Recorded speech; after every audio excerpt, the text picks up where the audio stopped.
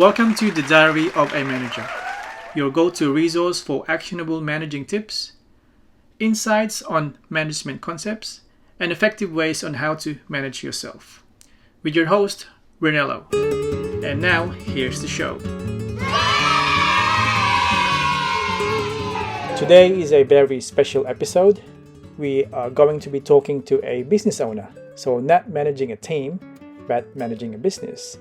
In fact, managing a business is more complicated than managing a team because managing a business involves a lot of aspects from marketing, accounting, administration, and maintenance of your databases. For example, customers, orders, and a lot of things. So we will discuss those things in this episode and how the business owner started the idea, how we improve the processes, and how he gets clients. So enjoy and relax for this episode.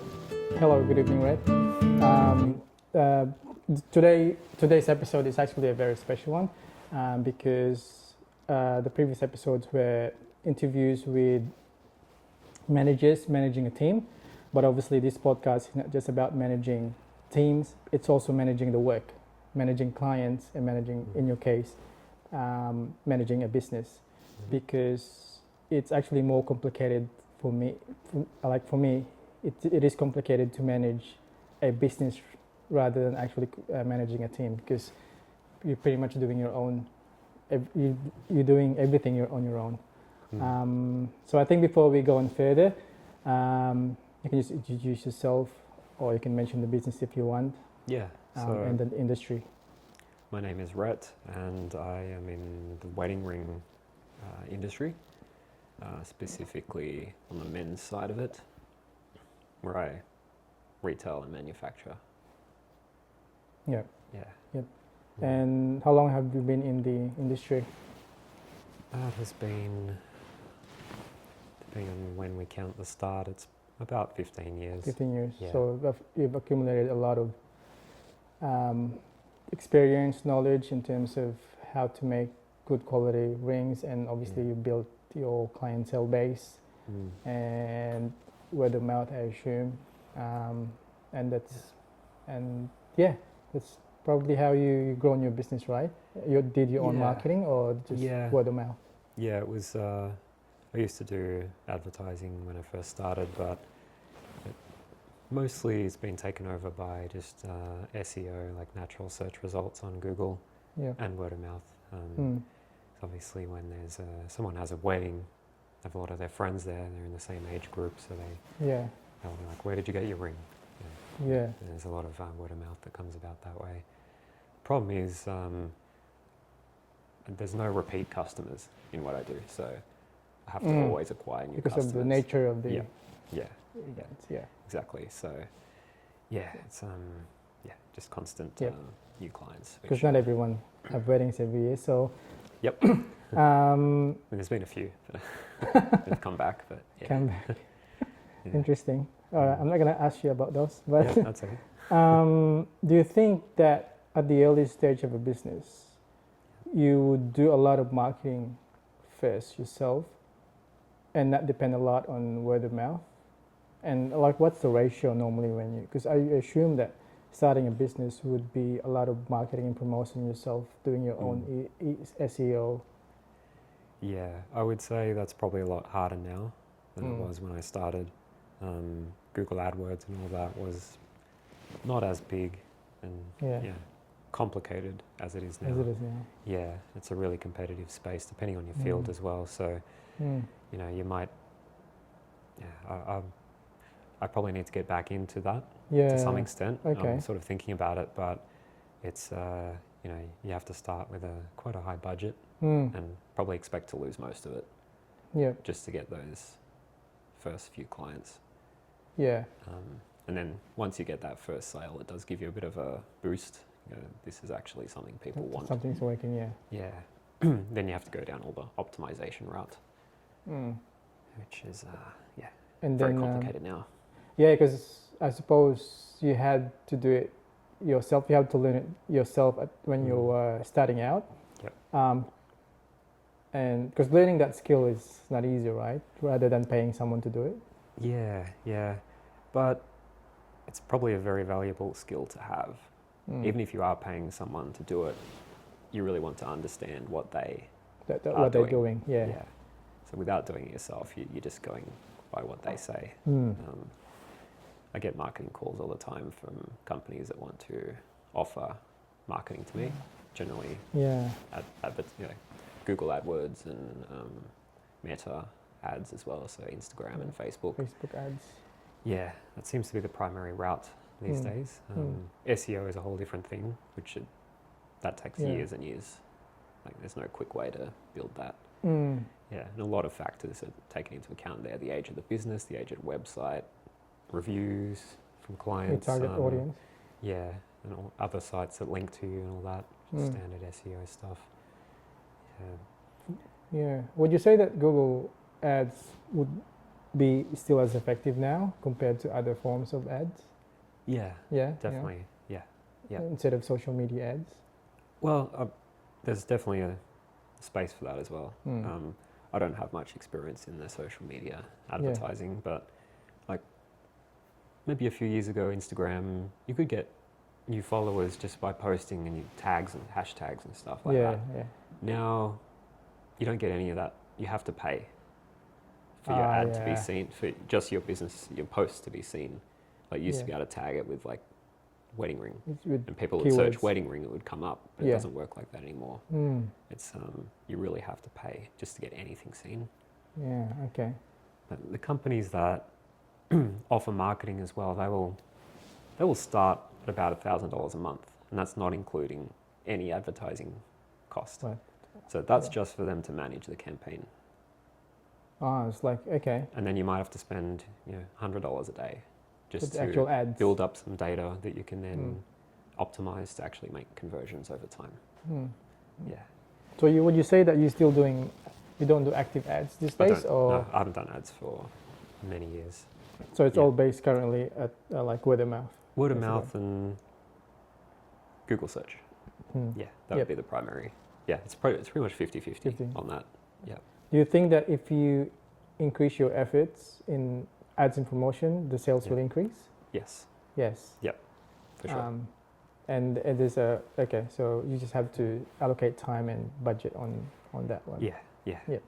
Is it worth getting someone to do it for you if you're running out of time, or potentially? Yeah.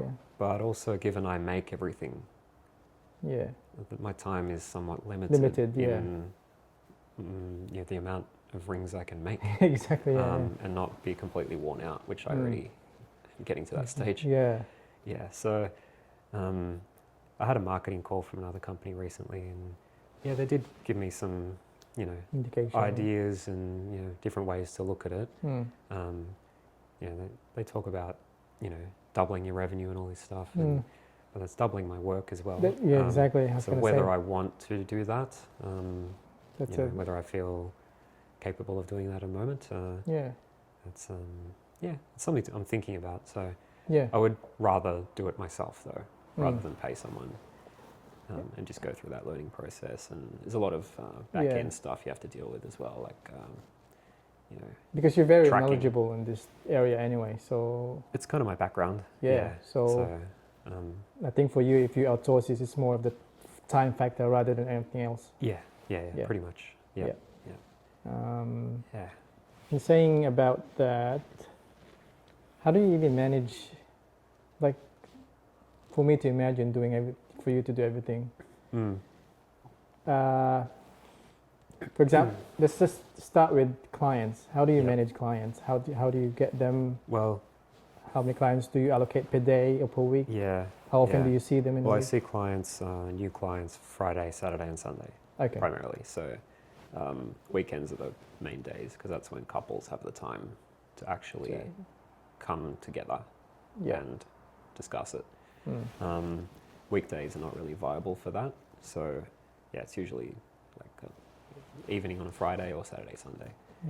I'm all by appointment. So my previous shop, I used to be, I was by appointment, but I also had walk-ins, which I found were just a waste of time. Be challenging, it's better to have everyone allocated their time, and then Yep. not have someone walk in and then they're waiting there for half an hour, and the clients I'm with feel rushed because there's someone sitting there waiting. It's not a good feel for them. So, yeah, changing to that appointment-based approach is much better for me. And when they book in, I get all their details. You know, I didn't really mention, but my background is computer stuff. You know, IT. You know, what do you call it? Information systems. Information systems. Yeah. So I'm pretty good at managing how all that works. So I've sort of automated a lot of the systems that I use to pull that information in from the client, put it into my system straight away, so I don't have to sit there getting all their details on top of everything else. And then automation of like quoting and invoicing and that's very important. It's a big time saver. Yeah. Okay.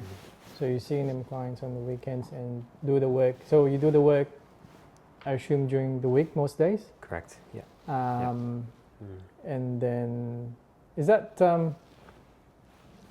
what's the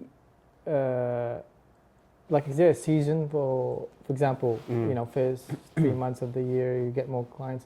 What's the season for weddings? Right now and is events? actually probably my busiest time. So which is July. So winter. it's obviously cold right now, but people are planning their weddings in advance. So most of the weddings would be later in the year. Okay. Summer, most of the time. Summer, Spring, summer. Better weather. I still get clients, year round, but it's definitely a spike around this time of year. It starts to get pretty busy. Okay. A weekend I can see a dozen clients potentially. Wow, that's a lot. So you could see like 5-6 clients a day on a Saturday each day? Saturday is usually 9:30 till about 4 p.m. Wow, that's pretty good. Depending on the bookings, there's different types. I offer double bookings, if it's two people, or if it's just one person looking at a ring, it's a shorter appointment, but Then there's also people picking up their orders that are also in there as well. Okay. So it can get pretty busy. Wow. And one ring, what's the normal lead time for one ring, average? That's depending on client. Completely dependent on client on the ring. On the client, so a lot of things I make myself. Well, most things, but I have to outsource some things that I can't do myself, which is adding to the lead time. So if it's a ring that I have the material here, say it's titanium, I can machine it in an hour and have it done. But if it's a ring that's made from platinum, I get the platinum in from the US, and then if it's got diamonds in it, I have to do all the finishing on the ring first, and then outsource the diamond setting to a diamond setter, because I don't do that. Okay. So this is where I do most things myself, but these specialist things that I don't do enough of to justify. It's just more viable for me to outsource it to a professional. And it's not that expensive, so. Does that add to obviously that's added, the price obviously goes up as people customize, as there more customization on the ring? On the sort of micro scale of, the shape of the ring and maybe whether it's polished or matte finished or, that doesn't change the price. So I've made my pricing model really basic. It's primarily based on, say, the width of the ring, so how wide it is that way, and the finger size and the material. So some materials are very plentiful on the planet. Titanium, for example. So they're at quite a low price point. But if we go into gold, right now gold is the highest it's ever been in history. So my pricing model is based on a set margin that I make on top of the cost base of the ring. Okay. So, and that's pretty much the same across all the rings. So any of the additional extras people are wanting increases the price, but I just sort of pass that on and then add my margin onto the top. So it's all very, you have to calculate everything quite Yeah. precisely, because if I underquote someone, I lose money. Yeah, exactly. And then I'm not going to tell them like, hey, I underquoted this, you've got to pay me more. Yeah. It I doesn't don't- look professional. Yeah, not at all. So Yeah. yeah, I mean, I've been the victim of that from suppliers where they've underquoted me, Oh, and then yeah. they've refused to honour that price, and I really don't like So it. what did you do in that case? Well, you you talk to management, and and then in this case, I did not get a refund on it, so I stopped using that supplier completely. I moved to a different one. Yeah. So And the client still, you charge the same price? Yeah. So I just lost money on it. And that's something that I try to do right by my clients, is be very honest, and if I make a mistake, I own that. You shoulder, Yeah. Whereas these big companies, You they don't think really they care. can- They don't really care. And I'm not a big enough fish for them to really care about To it be anyway. impacted, So, right? Yeah. but say I had a 10-year relationship with this company, and because of that case, I stopped using them completely. Yeah. It'd be $100,000 a year And they maybe did- I'd spend with them. They didn't even reconsider to get you No. back one. No. So- it went to every level of management. It's just all this Bureaucracy, yeah. red tape. Yeah. It's just ridiculous. So Just basically said, no, that's below our cost. We can't do anything. So, So is it better to have a list of ready suppliers just in case something goes wrong? You got something goes wrong with the supplier. I need to go to the next one. It's better to have, I've got multiple. Yeah, suppliers. yeah, just yeah. in case. So it's no big deal to me to change. Yeah. So Is it more Yeah. the longer the lead time, the higher the price of the ring, or No. Not really. No. It doesn't affect you. it's purely the material cost. It's purely material. Yeah. Okay. Yeah. It's just up to whether the client is okay with that, because I can't force things to be done, quickly. Say diamond setting, someone's got to sit there, put 50 diamonds in a ring. I can't say I need this next week. Yeah. Okay. They've got their own clients to worry about. I'm in the queue. So Yeah. some things you just can't prioritize. So Okay. the client might have to make a decision in that case of like, my wedding's in 3 weeks and this is going to take 5 weeks. Well, I can't really do it. I'm going to get something different then. Yep. Yeah. Okay. So you basically you I'd say that's a weakness in my business, where I don't have full control over some of these externalities. okay. Right. So, Yeah. but just the investment in the equipment and everything to do that job, to be able to have full control over it, is not really worth it for me. Yeah. So do you have a supplier do you have suppliers where, for example, this supplier actually has less lead time, this supplier is takes longer to deliver my orders? Do you keep track of those details so that you know which supplier to pick, just in case you're in a rush? Yeah.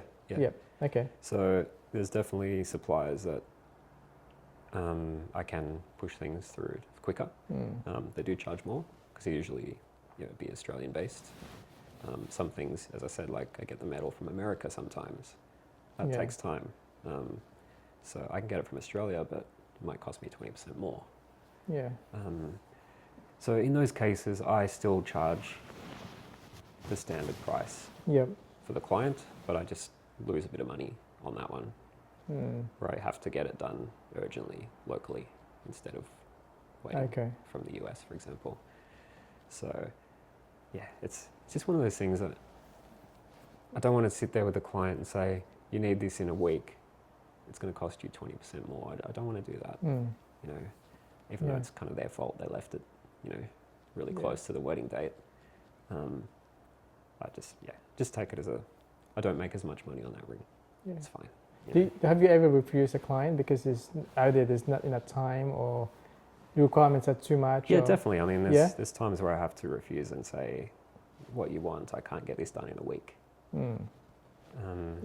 But they're usually okay with that, and then we'll just work out something else, whether it's a ring they use for the wedding day. They borrow something for the day, and then in the meantime I'm getting the ring done, for example. So it's just a conversation you have to have with people, and whatever works for them. I do my best. It's like it's just me. So Yeah. I think so. I think the main takeaway from this, in terms of managing clients, is you've got good background in terms of data systems, obviously. So you're able to extract all this information and maintain. Obviously, scheduling is number one. Scheduling. Yep. You got weekends, see clients on the weekends, do the work during the week, manage the client requirements and information through a data systems that you've created, you've established. That was one of the harder things to do. My name is Ronaldo, and welcome to the Diary of the Manager. To be continued in part 2.